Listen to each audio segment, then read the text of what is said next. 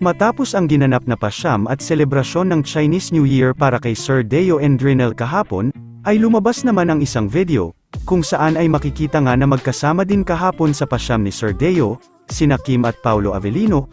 Hindi tuloy napigil ang kiligi ng kanilang mga fans dahil sa nadadalas nilang pagsasama.